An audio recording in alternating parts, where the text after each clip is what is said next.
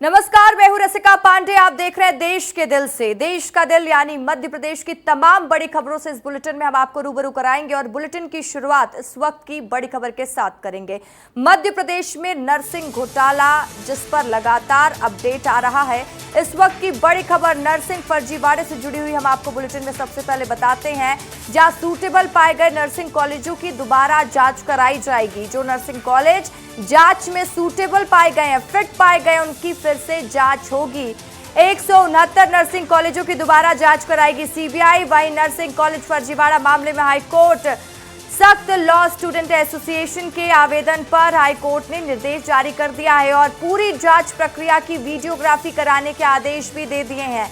तो देखिए, इस पर एक बड़ा खुलासा, बड़ी कार्रवाई देखने को मिल रही है कि जो कॉलेज सूटेबल पहले पाए गए थे उनकी दोबारा जांच भी होगी और साथ ही नर्सिंग कॉलेज फर्जीवाड़ा मामले में हाईकोर्ट सख्त नजर आ रहा है। लॉ स्टूडेंट्स एसोसिएशन के आवेदन पर हाईकोर्ट ने निर्देश जारी कर दिए हैं। दुर्गेश मेरे सहयोगी इस वक्त मेरे साथ लाइव जुड़ चुके हैं। दुर्गेश, क्या कुछ कहा है हाईकोर्ट ने इस पूरे मामले को लेकर? बिल्कुल रशिका, देखिए इस बात की आशंका थी क्योंकि जिस तरीके से मध्य प्रदेश में सीबीआई ने जो जांच पड़ताल की थी नर्सिंग कॉलेजों की, और उसके बाद खुद सीबीआई ही भ्रष्टाचार के आरोप में फंस गई।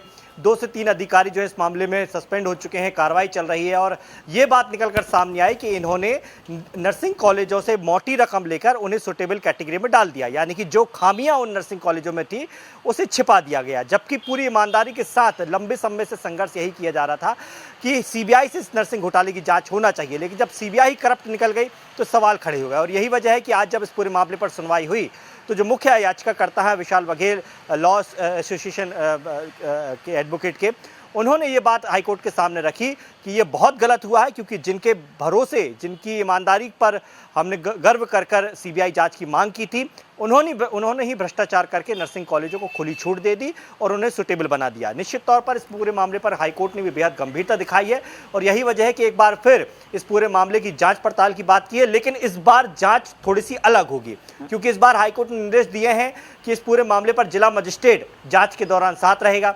पूरी जांच की जो है वीडियोग्राफी की जाएगी, पूरी जानकारी जो है रिपोर्ट स्थानीय स्तर पर दी जाएगी और उसके बाद फिर इसमें आगे कार्रवाई होगी। तो निश्चित तौर पर पारदर्शिता लाने के लिए हाईकोर्ट ने एक बार फिर दुर्गेश, इसको लेकर कोई जानकारी है कि जांच कब से शुरू की जाएगी?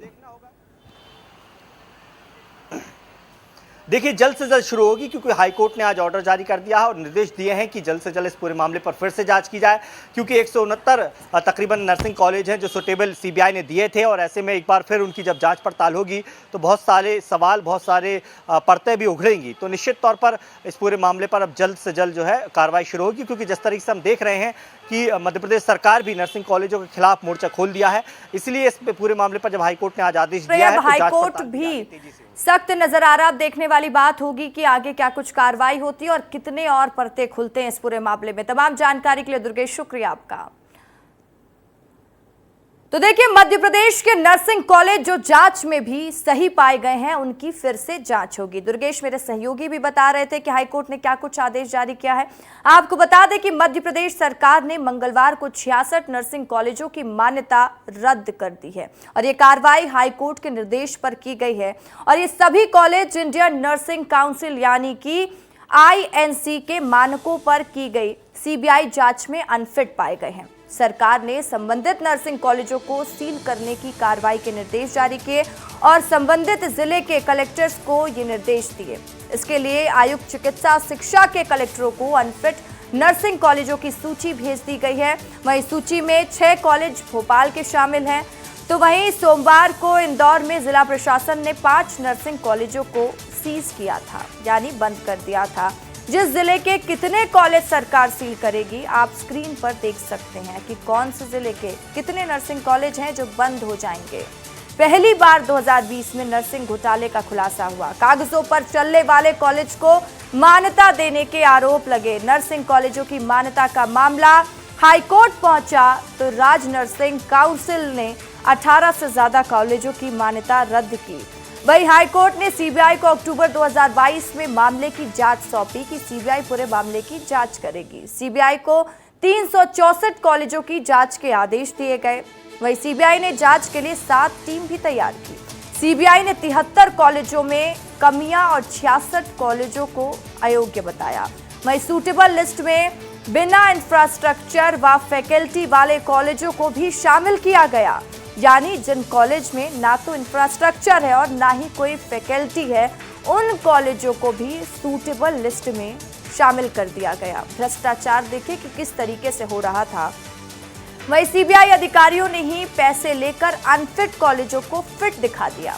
4 अधिकारी समेत 23 लोगों पर एफआईआर दर्ज हुई। वहीं सीबीआई के आशीष प्रसाद, राहुल राज, सुशील कुमार, ये तमाम वो लोग हैं जो आरोपी बनाए गए। श्रीकांत असाटे को भी आरोपी बनाया गया। वहीं 29 मई तक 13 आरोपी रिमांड पर दिल्ली में पूछताछ भी की जा रही है। रिमांड पर भेजने के बाद लगातार इस पर एक्शन भी देखने को मिल रहा है। वहीं हाईकोर्ट के 13 फरवरी 2024 के आदेश को अमल में लाया गया। 31 जिलों के 66 अनसूटेबल कॉलेजों को क्लोज डाउन किया गया। वहीं अंधकार में 1 लाख से ज्यादा छात्रों का भविष्य लटका हुआ है। तो देखिए, चिकित्सा शिक्षा संचालय की रिपोर्ट के मुताबिक सीबीआई ने प्रदेश के 31 जिलों में कुल 66 नर्सिंग कॉलेजों को अनसूटेबल बताया। 31 जिलों में 66 कॉलेज निरस्त होंगे। बैतूल-काट, अनूपपुर 1, भोपाल 6, बड़वानी 1। तो टीवी स्क्रीन में देखिए वो कौन कौन से कॉलेज है जिनकी मान्यता रद्द की जाएगी। इंदौर में 5 कॉलेज, तो बुरहानपुर का 1 कॉलेज शामिल है। छतरपुर में 4 कॉलेज, तो देवास में 1। यानी मध्य प्रदेश में किस तरीके से नर्सिंग घोटाला किया जा रहा था, ये रैकेट किस तरीके से काम कर रहा था। सीहोर के 4 कॉलेज शामिल हैं, तो ग्वालियर का 1 कॉलेज इसमें और शामिल है। धार के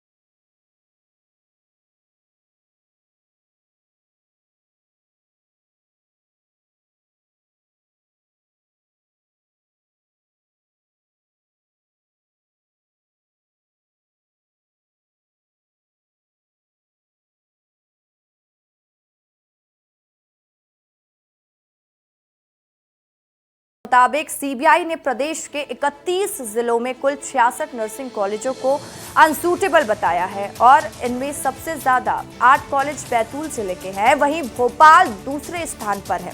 यह आदेश प्रदेश के मुखिया सीएम डॉक्टर मोहन यादव के आदेश के बाद किया गया और मुख्यमंत्री डॉक्टर मोहन यादव ने जब फर्जी नर्सिंग कॉलेज पर कार्रवाई की तो एनएसयूआई ने सीएम के इस कार्य के लिए धन्यवाद किया है। एनएसयूआई नेता रवि परमार ने मुख्यमंत्री से मिलने का समय मांगा है। रवि परमार ने कहा है कि मुख्यमंत्री से मिलने के बाद वो राज्य में चल रहे और भी फर्जी नर्सिंग कॉलेजों की जानकारी मुख्यमंत्री को देंगे। सरकार ने 66 नर्सिंग कॉलेजों को सील करने का आदेश दिया है। इसको लेकर हमने लगातार हम मांग कर रहे थे कि मध्य प्रदेश में फर्जी नर्सिंग कॉलेज चल रहे हैं और ये एनएसयूआई की एक बड़ी जीत है कि एनएसयूआई लगातार मांग कर रही थी। हमने मुख्यमंत्री महोदय से मिलने के लिए समय मांगा है। मुख्यमंत्री महोदय अगर हमें समय देते हैं तो हम उनको और मध्य प्रदेश में जो फर्जी नर्सिंग कॉलेज चल रहे हैं, जो कागजों में सिर्फ कागजों में संचालित हो रहे हैं, उनकी जानकारी देंगे। और हम मुख्यमंत्री महोदय से मांग कर रहे हैं कि आपने ये कार्रवाई की है, ये बहुत ही अच्छी कार्रवाई है, लेकिन आपको उन दोषी अधिकारियों पर भी तत्काल कार्रवाई करना चाहिए जो जिनने इन फर्जी नर्सिंग कॉलेजों को मान्यता दी थी।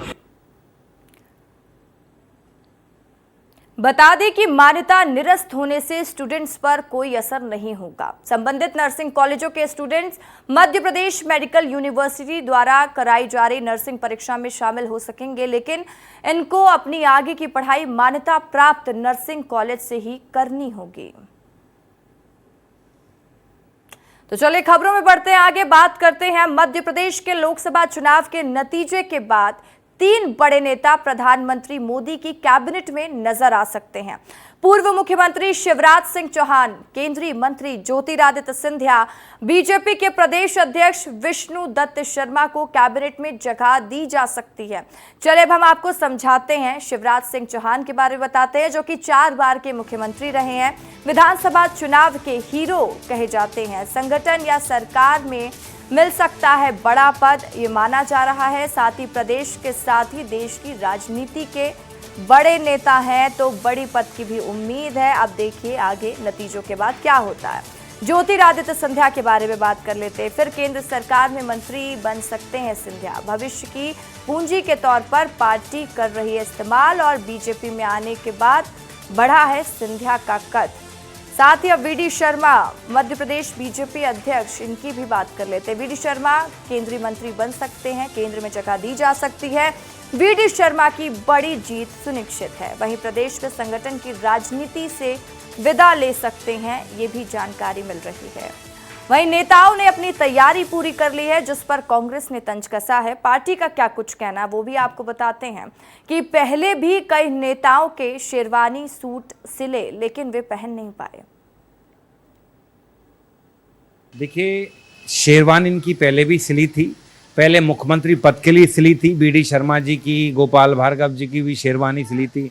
शिवराज जी तो थे ही मुख्यमंत्री, और भी कई सारे नेता, कैलाश विजयवर्गीय और अपने पटेल साहब, जो प्रहलाद पटेल के तो घर पे सुरक्षा भी बढ़ा दी गई थी। लेकिन आप सबने देखा कि एक पर्ची आती है दिल्ली से, और पर्ची में जिसका नाम निकलता है वो मुख्यमंत्री बन गया। यही राजस्थान में हुआ, यही मध्य प्रदेश में हुआ, यही छत्तीसगढ़ में हुआ, और आगे भी आप देखेंगे यही होगा। क्योंकि भारतीय जनता पार्टी में योग्यता पैमाना नहीं है, चटुकारता पैमाना है। वहीं मध्य प्रदेश बीजेपी की इस तैयारी और कांग्रेस के तंज पर बीजेपी ने भी अपनी प्रतिक्रियाएं दी हैं। क्या कुछ कहा है पार्टी ने, सुन लीजिए। देखिए, मध्य प्रदेश के नेताओं का पूर्व में भी भारतीय जनता पार्टी की केंद्र सरकार में विशेष महत्व रहा है। महत्वपूर्ण मंत्रालय मध्य प्रदेश के नेताओं के पास रहे, और आगामी दिनों में भी मध्य प्रदेश के सभी वरिष्ठ नेताओं को मोदी जी की सरकार में स्थान मिलने वाला है। कांग्रेस पार्टी तो कहीं भी रेस में नहीं है, इसलिए कांग्रेस के नेता केवल और केवल उलझुल बात कर रहे हैं। तो चलिए अब बात कर लेते हैं लाउड स्पीकर पर हो रही सियासत की। 25 मई को मध्य प्रदेश के मुख्यमंत्री डॉक्टर मोहन यादव ने अधिकारियों को धार्मिक स्थलों पर लाउड स्पीकर के अनियंत्रित उपयोग पर प्रतिबंध को सख्ती से लागू करने के निर्देश दिए थे। सीएम यादव के इन निर्देशों पर अमल करते हुए इंदौर प्रशासन ने सोमवार को 258 धार्मिक स्थलों से 437 लाउड स्पीकर हटा दिए। वहीं भोपाल में पुलिस ने धार्मिक और अन्य प्रतिष्ठानों से 96 लाउडस्पीकर हटा दिए और पूरे राज्य में इसी तरह के अभियान चलाए गए। नियमों के अनुसार किसी धार्मिक स्थल पर अधिकतम 2 लाउडस्पीकर लगाने की अनुमति होती है, और जिनका डेसिबल स्तर निश्चित किया जाता है। और साथ ही किस तरीके से इस पर लगाम लगाने की बात सरकार करती रही।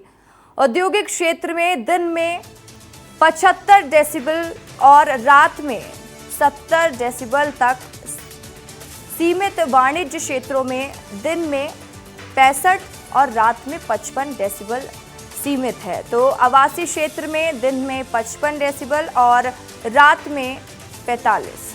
साथ ही मौन क्षेत्रों में दिन में 50 डेसिबल और रात में 40 डेसिबल तक सीमित समय रखा गया है। तो वहीं सीएम मोहन के इस एक्शन के बाद प्रदेश की सियासत शुरू हो गई है। कांग्रेस विधायक आरिफ मसूद ने कहा है कि मस्जिदों को टारगेट किया जा रहा है। उन्होंने सीएम को पत्र लिखा कि अगर सुनवाई नहीं हुई है तो कोर्ट जाएंगे। आरिफ मसूद ने आगे कहा कि पूरे प्रदेश में मस्जिदों को टारगेट करके स्पीकर हटाए जा रहे हैं। सीएम के निर्देश पर प्रशासन गुंडागर्दी कर रहा है। दिखती है, मस्जिद दिखती है, माइक दिखते हैं, उनको नौजवान नहीं दिखता, बेरोजगार नहीं दिखता, किसान नहीं दिखता, मजदूर नहीं दिखता, महंगाई नहीं दिखती। तो स्वतः समझ में आता है ना कि जब मुख्यमंत्री इन मुद्दों से हटकर इस पर बात करना चाहते हैं तो यानी वो ध्रुवीकरण करना चाहते हैं। तो सुप्रीम कोर्ट के मापदंड को तो सब मानने को तैयार है ना, कोई मना ही नहीं कर रहा, तो फिर पुलिस उतार क्यों रही है, हमारा सवाल ये। और उसका ना जवाब मुख्यमंत्री जी देते हैं, ना डीजीपी देते हैं, ना डीजीपी बात करने को तैयार होते हैं, और नीचे करते हैं। तो ऐसे तो गलत है। भाजपा प्रवक्ता शिवम शुक्ला ने कहा कि कांग्रेस धार्मिक उन्माद फैलाना चाहती है। ध्वनि प्रदूषण को रोकने के लिए सुप्रीम कोर्ट की गाइडलाइन के अनुसार प्रशासन कार्रवाई कर रहा है। धर्म की राजनीति कर वर्ग विशेष को खुश करने की कोशिश की जा रही है।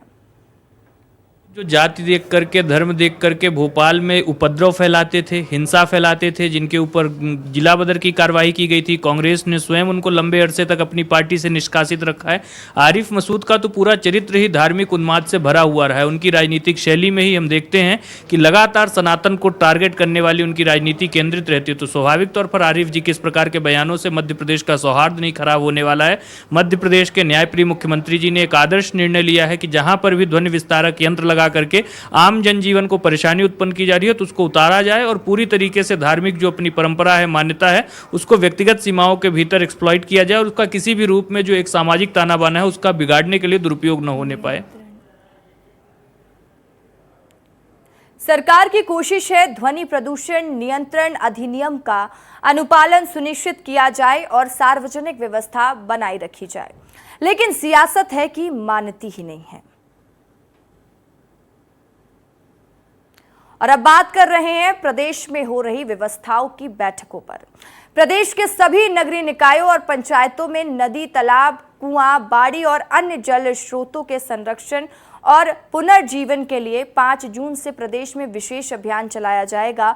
और अभियान के लिए नगरीय क्षेत्रों में नगरीय विकास और ग्रामीण क्षेत्रों में पंचायत और ग्रामीण विकास विभाग नोडल एजेंसी के तौर पर काम करेंगे। मुख्यमंत्री डॉक्टर मोहन यादव इसको लेकर नगरीय विकास, पंचायत और ग्रामीण विकास, किसान कल्याण और कृषि विकास, जल संसाधन, पीएचई विभाग के साथ मंत्रालय में मंगलवार को दोपहर के बाद 1 बजे कार्ययोजना पर अफसरों से चर्चा करते हुए नजर आए। और बैठक में मुख्यमंत्री डॉक्टर मोहन यादव ने निर्देश दिए कि जल सम्मेलन आयोजन, जल संरक्षण के अतिक्रमण हटाने के अभियान और जल स्रोतों को उपयोगी बनाने के लिए अभियान चलाया जाए।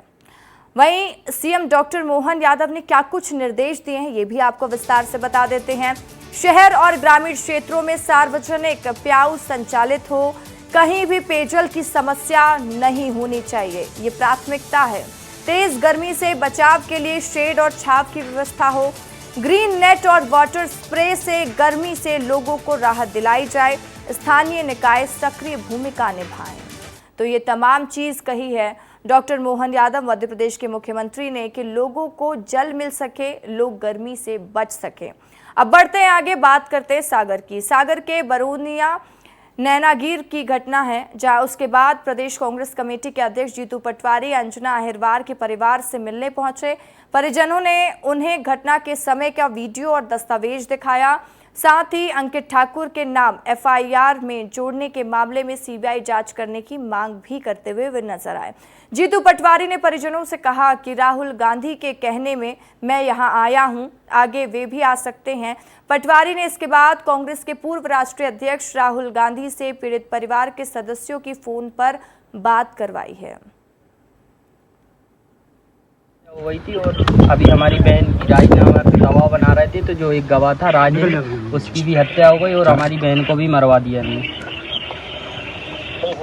और प्रशासन बहुत दबाव बना रहा है, उसमें से 3 आरोपी अंकित सिंह और विजय सिंह का केस में नाम नहीं है।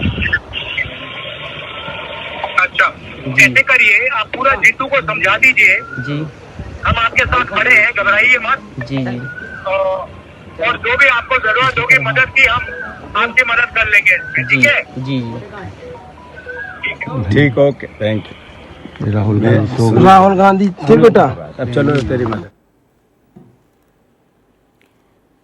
इसके पहले पटवारी ने एसडीएम रवीश कुमार श्रीवास्तव और एसडीओपी सचिन परस्ते से घटना के संबंध में जानकारी ली। अंजना के घर से सुरक्षा हटाने के संबंध में भी पूछा और इस दौरान पटवारी ने अधिकारियों से कहा कि सीबीआई जांच होगी तो सभी निपट जाओगे। सागर की घटना को कांग्रेस ने हाथों हाथ लिया है और कांग्रेस के नेता राहुल गांधी ने इस मसले को लेकर बीजेपी सरकार पर एक्स पर पोस्ट के जरिए वार भी किया। एक्स पर राहुल गांधी ने लिखा कि नरेंद्र मोदी ने कानून का राज खत्म कर दिया है। मध्य प्रदेश में इस दलित परिवार के साथ बीजेपी नेताओं ने जो किया वो सोचकर ही मन पीड़ा और क्रोध से भर गया है।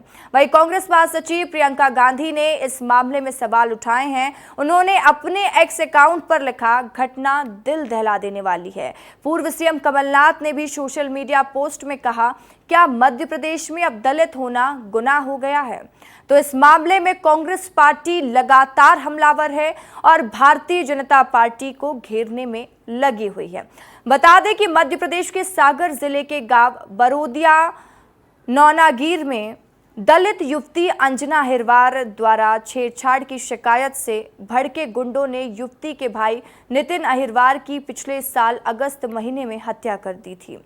हत्या के बाद बीजेपी नेताओं की सम्मिलितता भी पाई गई थी और जिसके बाद हत्या के बाद पीड़ित परिवार पर समझौते के लिए लगातार दबाव बनाया जा रहा था और पीड़ित परिवार समझौते के लिए तैयार नहीं हुआ तो 2 दिन पहले पीड़िता के चाचा राजेंद्र अहिरवार की भी हत्या कर दी गई। जब पीड़ित युवती के चाचा का पोस्टमार्टम करवाकर शव को वापस ले जाया जा रहा था तब रास्ते में पीड़िता अंजना अहिरवार संदिग्ध परिस्थितियों में एम्बुलेंस से गिर गई और उसकी भी मौत हो गई। परिजन के मुताबिक युवती के चाचा राजेंद्र अहिरवार पर पुराने विवाद में गांव के ही कुछ लोगों ने हमला किया था और इलाज के दौरान सागर के बुंदेलखंड मेडिकल कॉलेज में उन्होंने दम तोड़ दिया था। युवती के चाचा का शव सड़क पर रखकर चक्का जाम करना युवती चाहती थी और उसने ड्राइवर से एम्बुलेंस रोकने के लिए कहा था। वो नहीं माना तो युवती कूद गई। तो ये मामला लगातार गर्माता चला जा रहा है और इस पर अब सियासत भी शुरू हो गई है। चलिए जरा अब मध्य प्रदेश में दलितों के खिलाफ हो रहे अपराध पर भी एक नजर डाल लेते हैं। दलितों के साथ कब अपराध हुआ, क्या क्या अपराध हुआ है, विस्तार से अब आपको बताएंगे। 2022 के आंकड़ों के मुताबिक तीसरे स्थान पर दलित अपराध में कुल 7,733 मामले दर्ज हुए हैं। दलित हत्या के 83 मामले दर्ज हुए हैं जिसमें दलितों की हत्या कर दी गई। हत्या के प्रयास में 83 मामले दर्ज हुए तो साधारण चोट के 4,805 मामले दर्ज हुए। ग्रामीण चोट के और साथ ही गंभीर चोट जो ग्रामीणों को आई वो 126 मामले दर्ज किए गए। महिलाओं के साथ छेड़छाड़ के 613 मामले दर्ज हुए तो 23% नाबालिग लड़कियों के साथ छेड़छाड़ हुई। इस मामले की जांच हो रही है। कांग्रेस इस मामले पर बीजेपी सरकार को घेर रही है। मध्य प्रदेश के सीएम डॉक्टर मोहन यादव कल सागर के बरौदिया नौनागीर पहुंचे और हम आपको बता दें, माफ कीजिएगा कि कल सागर पहुंचने वाले हैं डॉक्टर मोहन यादव। कल पीड़ित परिवार से मुलाकात करेंगे, अपनी संवेदना व्यक्त करेंगे। लेकिन जिस तरह से दबंगों के हौसले बुलंद है वो सवाल ये उठाता है कि एक ही मामले में एक ही पक्ष के कितने लोगों की जान जाएगी और उस परिवार को कितना सहना पड़ेगा। तो वहीं मध्य प्रदेश बीजेपी के प्रदेश अध्यक्ष वी डी शर्मा अब झारखंड में चुनाव प्रचार प्रसार करने में जुट गए हैं और अपना कौशल दिखा रहे हैं। वहीं वी डी शर्मा एबीवीपी के बैकग्राउंड से बीजेपी में आए हैं और उन्हें बूथों की संरचना, सक्रिय कार्यकर्ताओं को जीत के फॉर्मूले से जोड़ना बखूबी आता है। बेहतर तरीके से जानते हैं वी डी शर्मा ये। इसलिए बीजेपी ने झारखंड की जटिल राजनीति हालात वाले संताल परगना इलाके में उतार दिया है और यहाँ की 3 सीटें गोड्डा, दुमका और राजमहल में अंतिम चरण में मतदान होना है। वी डी शर्मा ने देवघर को अपना केंद्र बनाया है और जटिल मतदान केंद्रों की स्थिति को समझा रहे हैं और उसी के मुताबिक सक्रिय बीजेपी कार्यकर्ताओं के फीडबैक के आधार पर काम करने की सलाह दे रहे हैं। तो लगातार भारतीय जनता पार्टी के तमाम दिग्गज उन राज्यों का रुख करते हुए नजर आ रहे हैं जिन राज्यों में लास्ट फेज में इलेक्शन होना है और वी डी शर्मा लगातार झारखंड में अपना जौहर दिखाते हुए नजर आ रहे हैं। भारतीय जनता पार्टी ने अपनी टफ सीट की कमान सौंप दी है वी डी शर्मा के हाथों में, क्योंकि वी डी शर्मा एबीवीपी के बैकग्राउंड से भी आते हैं और उनको बहुत अच्छे से आता है कि सक्रिय कार्यकर्ताओं को जीत का फॉर्मूला और जीत के फॉर्मूले से कैसे जोड़ना है। तो चलिए अब देखते हैं भारतीय जनता पार्टी की स्ट्रैटेजी कितनी कारगर साबित होती है। तो फिलहाल के लिए मुझे दीजिए इजाजत और खबरों की लगातार अपडेट्स के लिए आप बने रहे विस्तार न्यूज के साथ। नमस्कार।